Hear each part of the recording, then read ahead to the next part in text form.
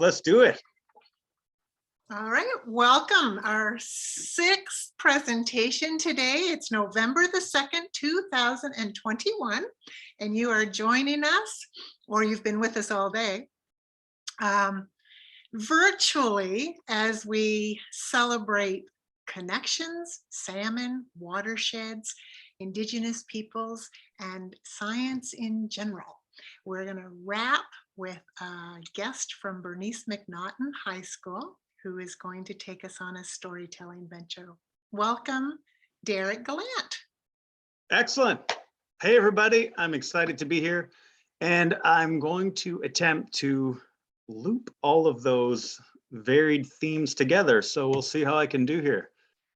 And yes, this is a lesson about storytelling. And I have a story myself to share. So today's lesson started a few years ago with an experience I had. So it was quite a couple years back, and I was on the medicine trail in Fort Folly, and an elder was sharing some teachings, and they were sharing stories, and they kept on talking about this story and that story. And my Western mind wasn't cluing in. I was thinking, and at the end of our time together, at the end of the walk, I was always asking them, well, can you tell me more about this story, or is it a myth? And I didn't understand where they were going and what it meant to hear and listen to an elder teach and what it meant by story. And I've come a long way since then. And that's what our lesson is today. It's brought to you by Wild Wisdom Adventures. Wild Wisdom is an experiential program that I've started that is trying to connect people to have a reverence and, dare I say it, love for the natural world. We Westerners have dislocated ourselves from the world that surrounds us, and we really need to come back and re-establish that connection. And that's what I try to do through experiential adventures, and I hope we have one today. So today we're going to talk about, skip ahead here, the power of story. We're going to talk about two-eyed seeing and the real impact that stories can have on people, and what it means when people talk about Indigenous teachings and Indigenous story. The goals of the day, we're going to explore the power of stories as a really powerful tool that teachers can use in the classroom. We're going to explore the idea of two-eyed seeing, and essentially, it's the idea of Indigenous wisdom overlapping with Western wisdom. And most importantly, it's the end of the day, I hope we have some fun together. So I also want to add, before continuing, that with Wild Wisdom, what I'm attempting to do with our class today is for us Westerners to try to look at Indigenous wisdom from a new lens. Historically, we all know the sad history of Western culture in this beautiful place. And we've really lost a respect and a loss of an ability to be able to appreciate what Indigenous wisdom brings to the table. So that's what I'm trying to accomplish today. And most of all, we're gonna tell some stories and have some fun. So here we go. I'm gonna start telling you some more stories, but before, I have a question for you. I'm going to set up the chat board here. And I'm wondering, we're going to do a cascade. We're going to do a few cascades here, and I'm asking for everyone's participation who's still here. The question is, what did you wear last Tuesday? Now, I want you to think about that for 30 seconds. And then when I say go, I want you to hit enter, and then all our answers are going to come in together. In the chat. In the chat, yeah. So I'm going to do a few cascades today. So I'll give you another 10 seconds to think. You can type it up, but don't hit enter. And then when you're ready, you'll hit enter, and then all our answers will come in together, hopefully. So we'll count down from 5, 4, 3, 2, and 1. Hit enter. Hopefully, all right. Julie, I hope for your sake, hopefully a top and bottom as well. All right. Now, you may be asking yourself, well, Derek, where are you going with this blank? Oh, science fair rain suit. All right, we got some people. we can answer this. You're better than me because I have no idea what I wore last Tuesday, and I'm the guy doing this presentation, which brings me to the question. I may not remember what I wore last Tuesday, but I remember what I wore on the day of my wedding. I got married about 12 years ago, and I have a story associated with that. I didn't have much money. Didn't have a job. I hadn't started teaching yet. My wife and I, decided to get married, and I had to go find a suit. I remember I went to the Valley Mall in Niagara region, to the Tip Top Tailor. I bought this cheap, ugly brown suit because it was on the sales rack. I also remember the feel and texture of that suit. My dad happened to be my best man in the wedding, and he had to get the same one. So I had to call and give the information to the people here in Moncton. And I can remember every detail of that suit. I can't remember what I wore last week, but I remember that suit because I have an emotive experience to that suit. I have a story to that suit. Now I see some people, Craig said he wore shirt and pants. I'm glad. Stephen Ganesh wore a rain suit. And I also saw someone wore some yoga pants. So I'm wondering if anyone has a story to share about why you're wearing a rain suit or why you were wearing your yoga pants that day.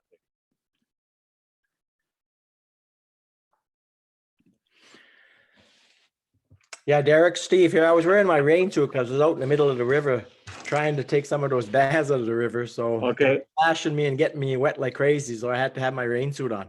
Oh, perfect. Perfect. Which goes to this idea, like I was saying, I remember what I wore on my wedding day 12 years ago because Steve remembers what he was doing. He has that story. Becky was decorating for a Halloween event at work. Hey, so again, when we have that story, when we have that context for what we're doing, we remember things much more deeply than if we're just trying to memorize things like we usually do in a classroom. So we're a little late, so I'm going to skip this activity here. Now, we're talking about story, the power of story. So today, we're going to allow someone else to teach us the power of story. I've shared a couple of mine so far, but here we have the mighty salmon, and we're going to let the salmon walk us through our lesson today. So one of the goals I have in Wild Wisdom is the idea that we can learn a great deal by just being and learning if we listen to the whispers of nature. And we're going to allow the mighty salmon to teach us today. Now, the Western viewpoint of salmon, we know lots about salmon, right? We are a scientific-minded people. We analyze, we take statistics. We know that there's 6 varieties of salmon. There's Chinook, there's sockeye, there's chum, there's coho, there's Atlantic. Some other stats and figures about salmon. A salmon can lay up to 4,000 eggs. The longest recorded journey by a salmon was almost 4,000 kilometers as it returned to spawn. Salmons are an amazing creature, and we know lots about them from the scientific viewpoint. And salmon, as we know, embody great change throughout their life. So as you can see on your screen here, they start off as eggs, they move up to smolts and fries and adult salmons. And then interestingly enough, they always come back to spawn in the river in which they were born. There's a lot of mystique surrounding salmon. And this is mostly what we are taught in schools. Let's see if I can get to this. Now, one of the things that we know as Westerners about salmon is that they travel great distances. There's lots of stats, as we know, but up until this point and through most of our Western history, science is very reductive. We try to reduce everything down to the most basic level in order to build up an understanding from there. There is no story to Western perspective. So although we know a great deal, it's very fragmented, often into individualized pockets, or we might know a mountain of information, but we're not really sure what to do with it. Now, this is where I find it gets really interesting with salmon, in that We're now just starting to realize that we can expand upon these boundaries and know a bit more. For example, salmon has been labeled a keystone species because they are so vital to our ecosystem.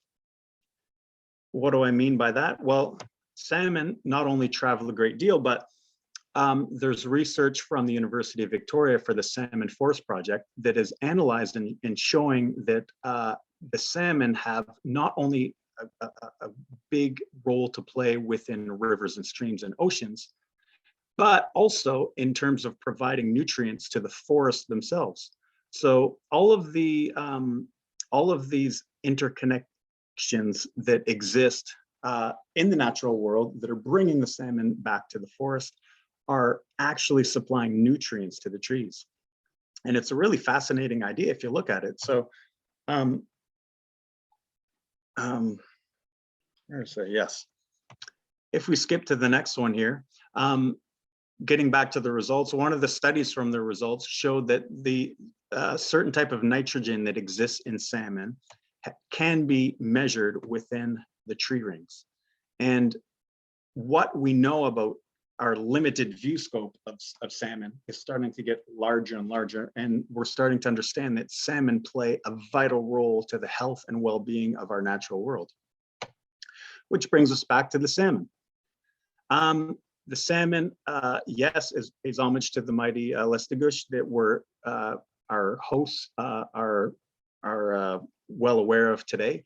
But also I chose the salmon because the salmon is a very important species that lives in freshwater, transitions to saltwater, and then comes back to freshwater to spawn and lay its eggs, which is fascinating because it's an animal that lives in two different universes, in two different worlds, which is exactly what we're trying to bridge today when we're talking about reconciliation. We're trying to bridge this viewpoint between Indigenous perspective and Western perspective.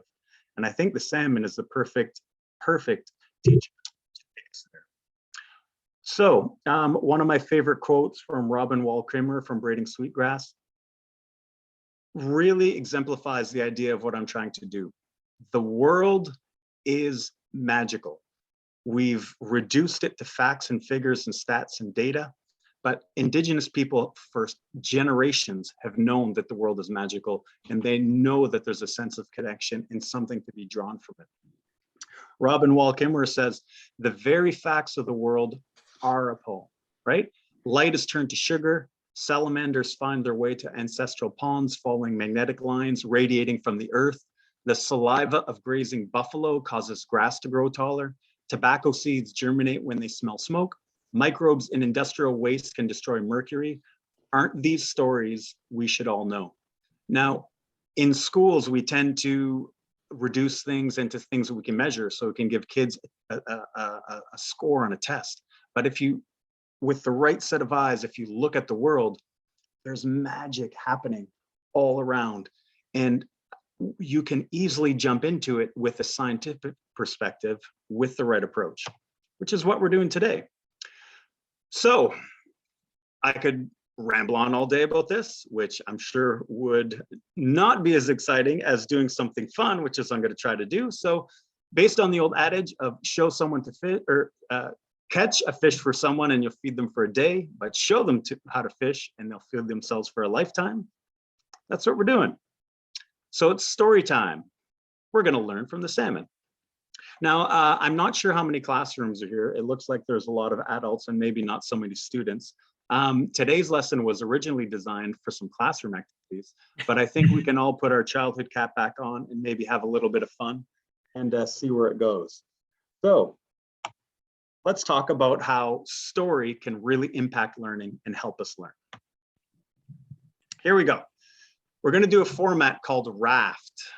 So I would ask everyone to, again, place their fun cap on or their childhood cap on. And I'm going to challenge you to write your own story. Now, the first thing that comes to mind when you ask someone to do something creative is, oh, I don't know what to do. I'm not sure what to do. There's no wrong answer here. Have fun, go with it. I've set up a template for you to follow, and hopefully it's a lot of fun and it'll help you create a story. So what we're going to do is, I think this is in front of everyone, is with the RAFT topic format, I'm going to ask each and every one of you to create a story about a salmon. It's up to you. You can choose the role, the audience, the format, and the topic.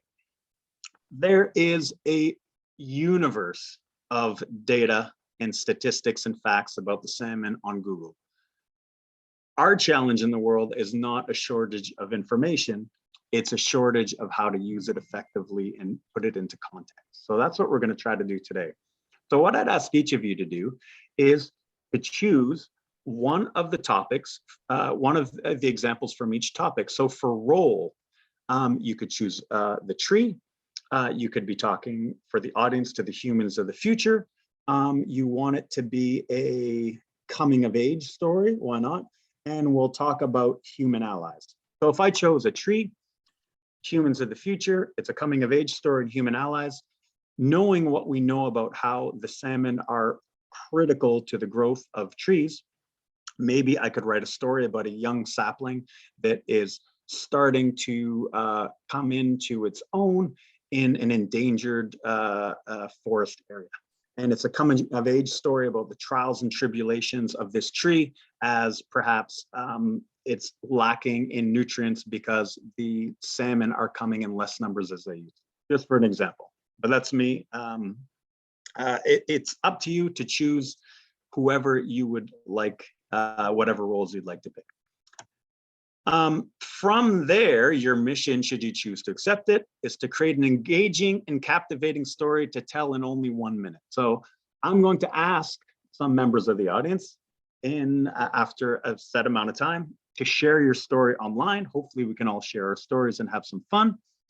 And you may be thinking to yourself now, okay, the RAFT format sounds good, but how do I share a 1 minute story? I leave it completely up to you. Although I do have some examples. I'm going to give you 15 minutes to prepare your story. In those 15 minutes, you could create a do-it-yourself finger puppet show. So with your pen and paper that you have, you could draw 1 or 2 simple fingers in front of the camera. If you're too shy to show your lovely faces, you could have a very quick 1 minute puppet show based on what you are about to research and learn about salmon. You could do a living poem. This was more for a class activity where you write a poem and then you add sounds and movements to it. You could do, if you're in the classroom setting, you could do a giant floor map. So for those of you who are on the Restigouche or in the area, you could draw a floor map of the Restigouche River on your class and then have students move through as they do their story. You could do a 1 minute drama. If you have access, you could even go outside, even better, and then perhaps with a stick in the dirt, you can carve a map and then have students work within their map as they play their story. Really, it's dealer's choice. Whatever you feel like doing, you could draw a very quick comic. It's completely and totally up to you. The one thing I would challenge you to do, though, is I'm going to give you 15 minutes now to create your story. On the screen here, you have the role, the audience, the format, the topic. This helps you get an idea of what you want your story to be about.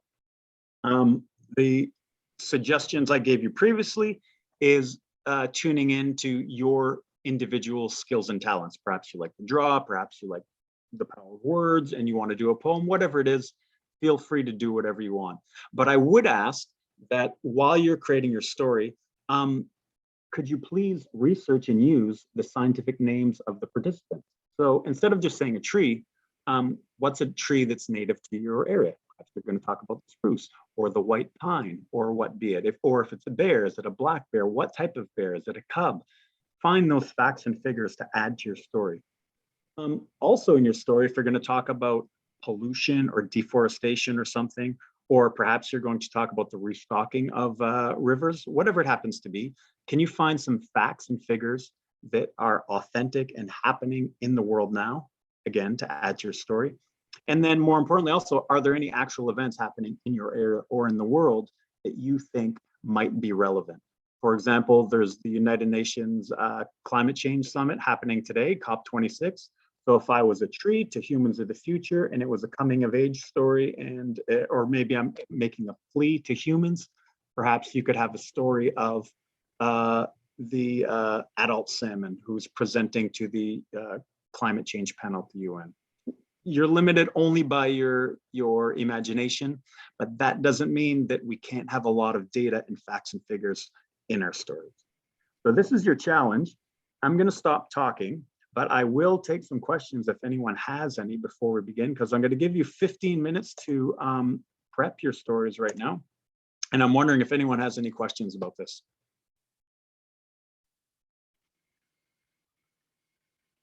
All right, I have 2:53, which means at 3:08, we will come back and hopefully we have a couple of brave souls who want to share their story online. And this might be the start of something good or something new for your new career. I'll stay online and I'll be here if anyone has any questions, or maybe you're stuck for ideas or you need something. I'll be here to help. Otherwise, we're going to reconvene in 15 minutes with some brave souls to share their puppet shows, poem, story, comic, whatever it is you choose to create. And I better still have 9 participants in 15 minutes. Yes, ha ha ha. I hope so. All right, so I'm starting the timer. I'm going to stay online. You've got 15 minutes to start getting busy. We'll see you in 15.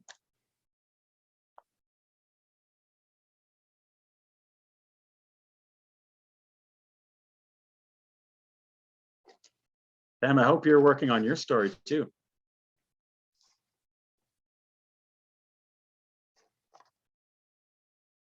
That was a yeah. Ha ha ha ha.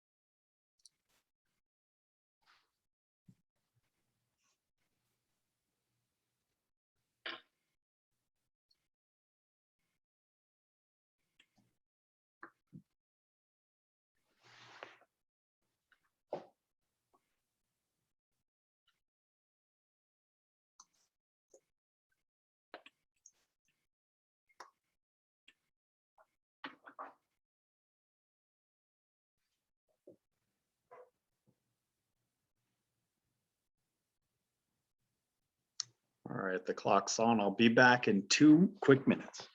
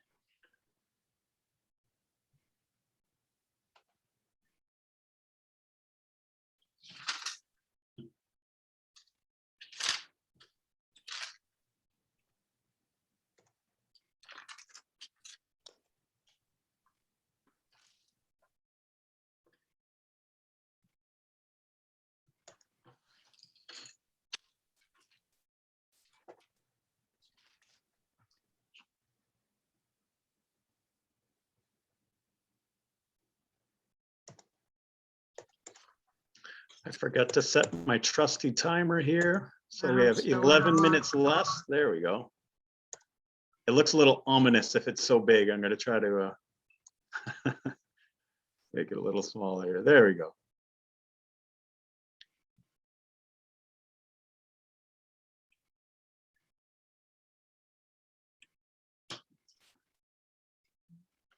There we go.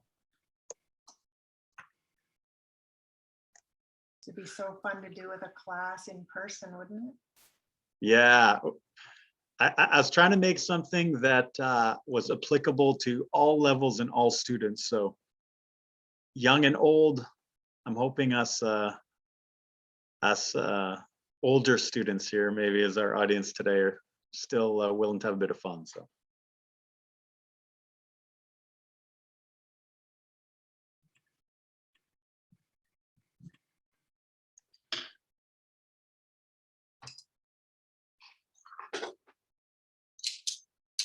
Can have all my kids' Halloween candies for the best story. I'm ready to give my kids candy away as well. Oh, boy.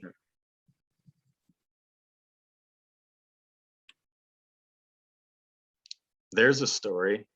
It's the story of the smolt to the young children as a plea to make sure all their wrappers get in the garbage because There you they'll go. end up in the river.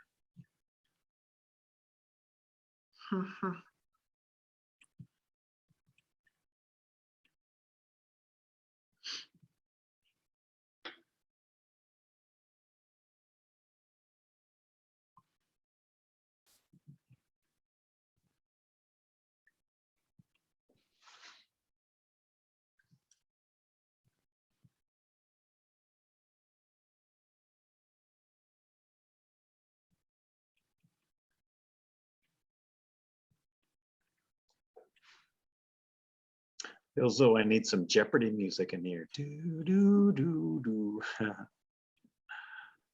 Where's your class? I have it covered with another teacher has them today. So she didn't join you. No, he had to log on. It was a phys ed class for period 5, Gotcha. and they had their own chat. It's the last week of the term, so. That's right.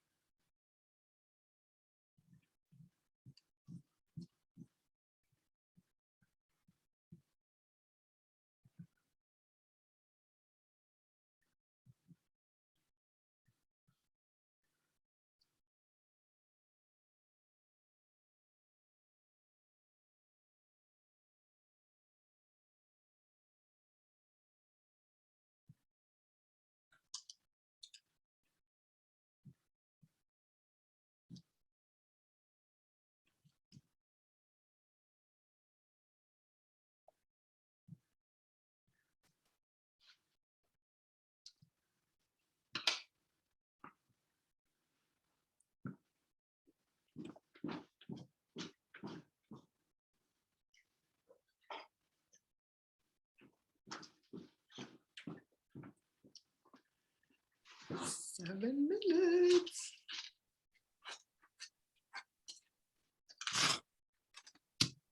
How's your story coming, Pamela? You'll have to be the judge. All right. I might just call somebody. How many have we got? Oh, we lost one. Yeah. Oh, Jill's still on. Craig's on. Becky's on. Oh, I know these are all creative. Sarah's on. Excellent. Bill's still on. Awesome. Okay. No. Bernie slipped away. And Steve slipped away. They're slippery salmon. I wanted to show you my book. Can you see me? Yes. What book is it? Oh, The Braiding Sweetgrass. Yeah, isn't it fantastic? I'll tell you when I finish it. I can't get through it because I'll read a chapter and then I'll reread it again Yeah. and again, and then backtrack 2 chapters.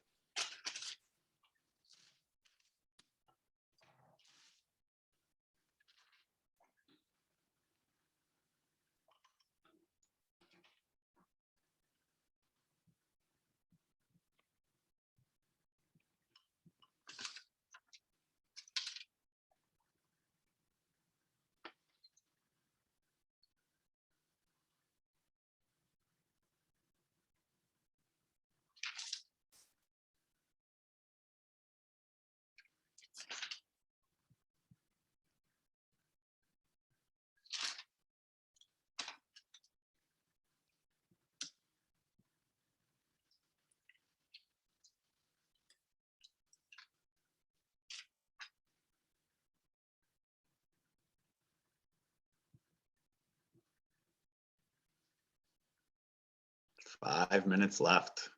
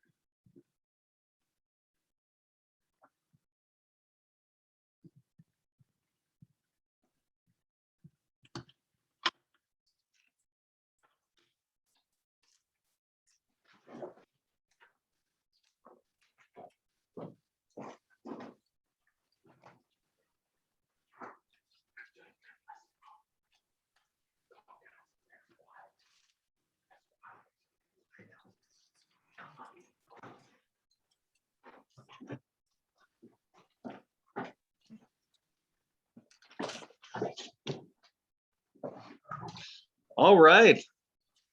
We're down to the nitty gritty. I'll pause that. I'll allow you to cross your T's and dot your I's. And then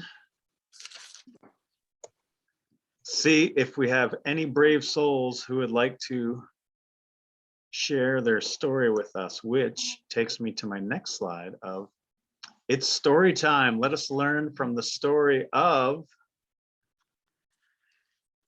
I'll go second if somebody goes first. Okay.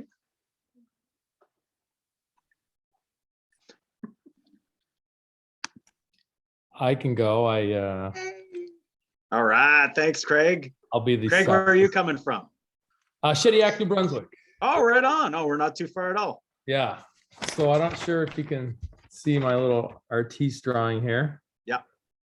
Anyway, so this is a story about the Atlantic salmon, and Latin terms Samo salar. Am I saying that correctly? I'm not a salmon expert, so I'll go with yes. There you go. And so this first scene, if you can see, the sun's happy and the trees, and there's some salmon going upstream, and life is great. And everyone's in respecting each other, nature, all the interconnections. And then we go into this next scene, and some poor harvesting practices. The trees are gone. Things are getting really hot. The sun is being more intense. And I erased the salmon on purpose to get that effect of there's not much salmon. Creative. Yes, Yeah. yes. Deep. Very And deep. then the next one, we move on. But hey, we learn from our mistakes. We learned the impacts of cutting all the trees and polluting. We have the trees start to grow back. And we did some climate change targets. We met them, and there's less intensity from the sun. And the fish start to come back and restore the balance of harmony in nature. Thank you, Craig. I think Pamela offered to give all her kids Halloween candy to you for going first. I think she told them during the break. So you're the winner. I don't know how it's going to get to you, but you're the winner. Appreciate it. I'm clapping for you. Yeah. Awesome. Pam, you said you're going second. What do you got? Thanks, Craig. You're welcome. Okay, thanks, Craig. So my name, I gotta see my own screen so I can appreciate. All right, You got to appreciate your hard work. my name is Frank. My full name is Francensus Nigra. Translation, black ash. Ooh.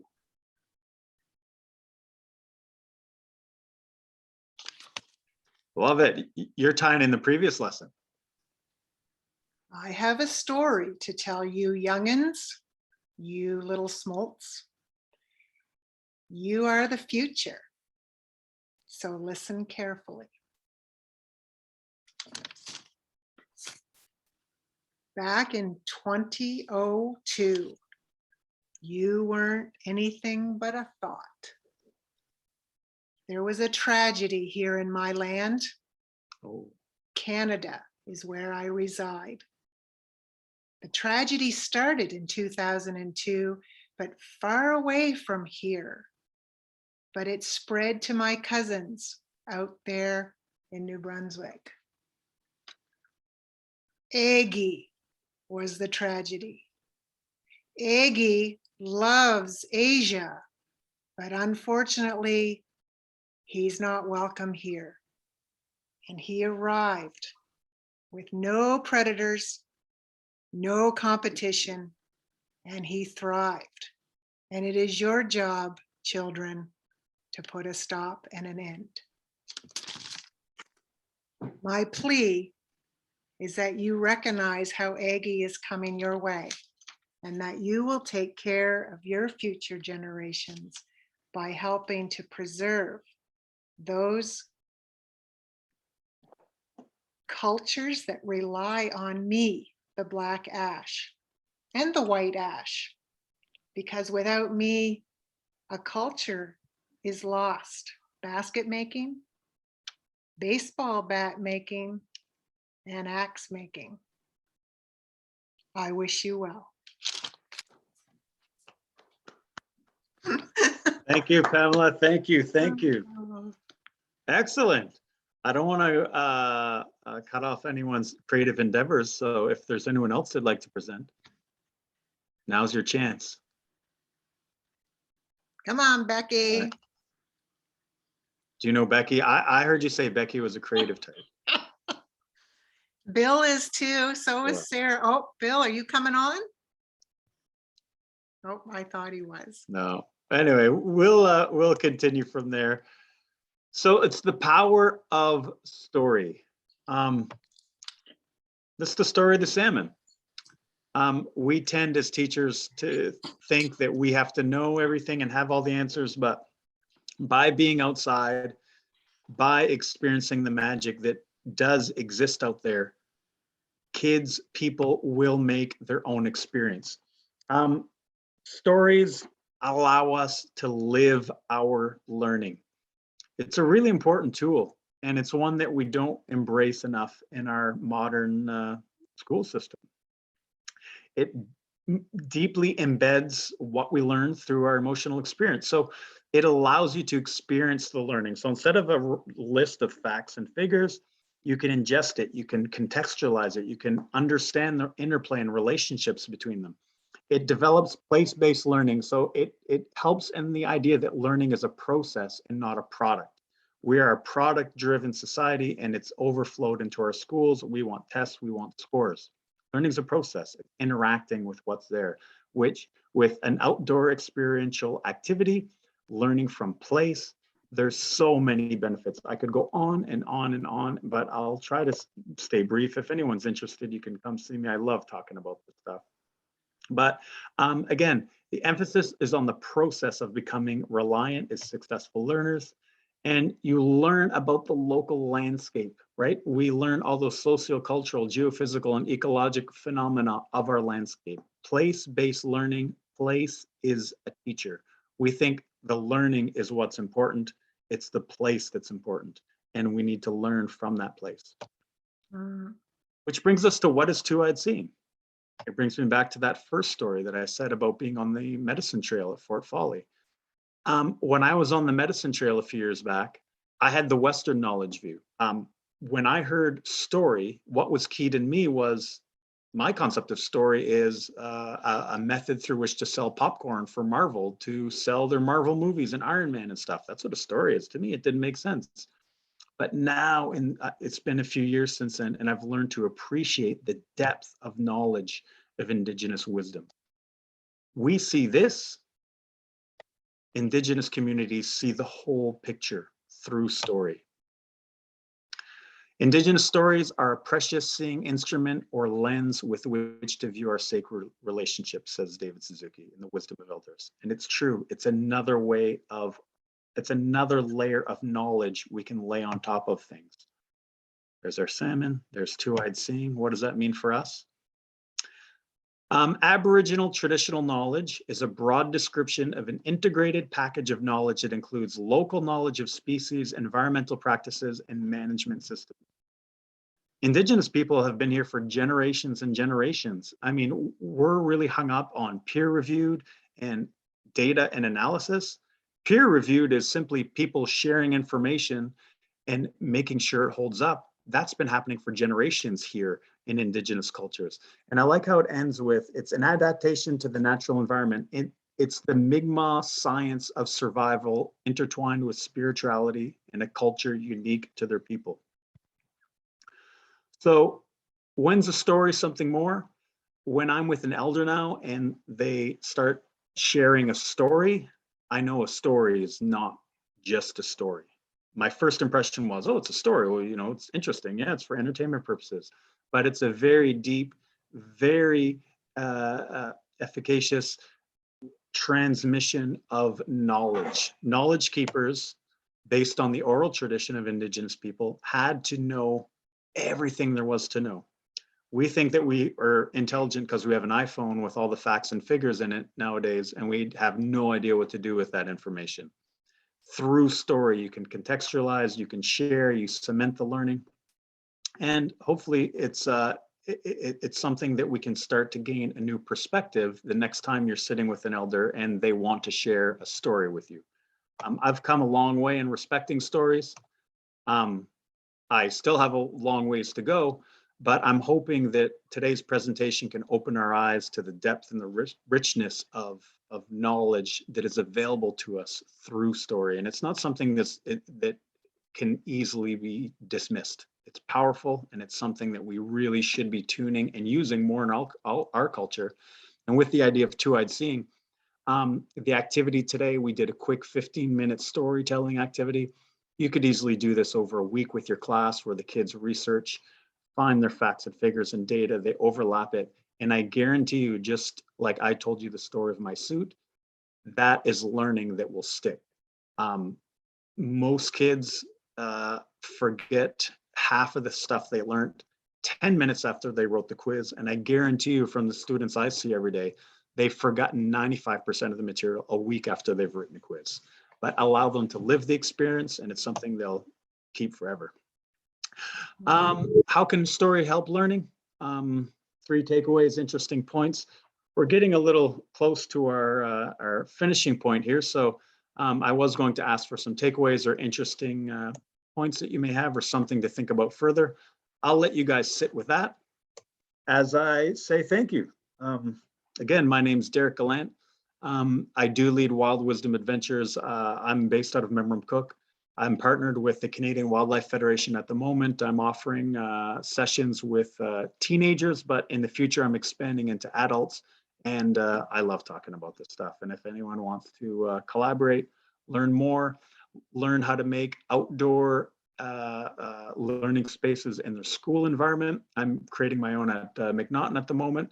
Please reach out, and please reach out at either of these emails, and I'd love to see you. If anyone's interested in the work cited, they're all here, and I can send you the PowerPoint if you wish.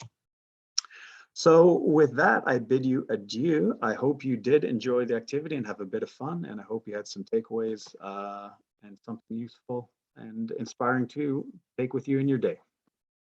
Thank you, Derek. That was wonderful.